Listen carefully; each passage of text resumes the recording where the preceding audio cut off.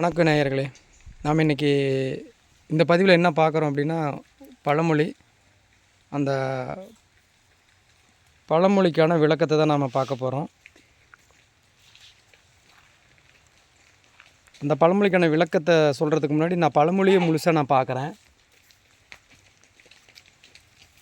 இந்த பழமொழி மறுபடியும் ஒரு முறை நான் சொல்கிறேன் பாருங்கள். ஆடிக்காற்றில் அம்மியும் நகரும் அப்படின்னு சொல்லுவாங்க.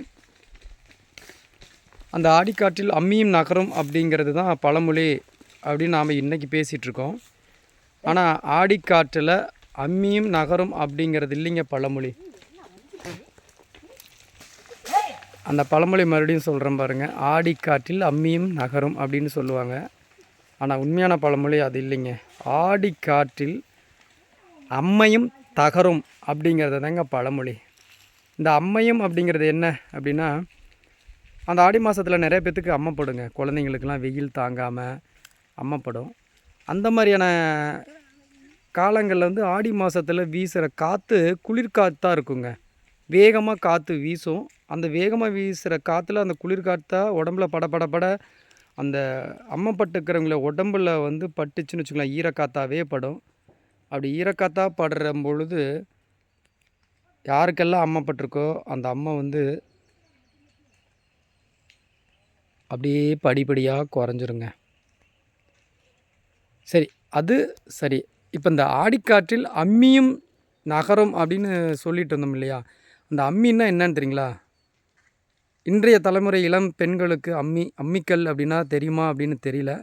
இணையதளத்தில் வேணால் தேடி பார்க்கலாம். கிராமப்புறங்களில் இன்னமும் வீட்டில் அம்மிக்கல் வச்சு தான் மிளகாய் அரைக்கிறது, பூண்டு அரைக்கிறது,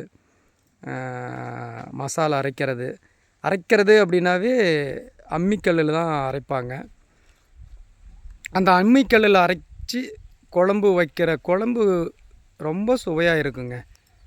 நீங்கள் இந்த பதிவு பார்க்குறவங்க எல்லாமே இளம் தலைமுறைகளாக இருந்தீங்கன்னா, வீட்டில் பெரியவங்க, பாட்டி, அம்மா அவங்கக்கிட்ட கேட்டு பாருங்கள். அம்மியில் அரைச்சி வைக்கிற குழம்பு எவ்வளோ சுவையாக இருக்கும். அதை நாங்கள் சாப்பிட்டதே இல்லை, எங்களுக்கு வேணால் ஒரு முறை அந்த மாதிரி வச்சு கொடுங்க அப்படின்னு வேணால் நீங்கள் கேட்டு வச்சு சமைச்சு சாப்பிட்டு பாருங்கள். சாப்பிட்டு பார்த்த பின்னாடி இந்த நான் சொன்னது எப்படி இருக்கும் அப்படின்னு இந்த பதிவு கீழே வந்து கமெண்ட் பண்ணுங்கள்.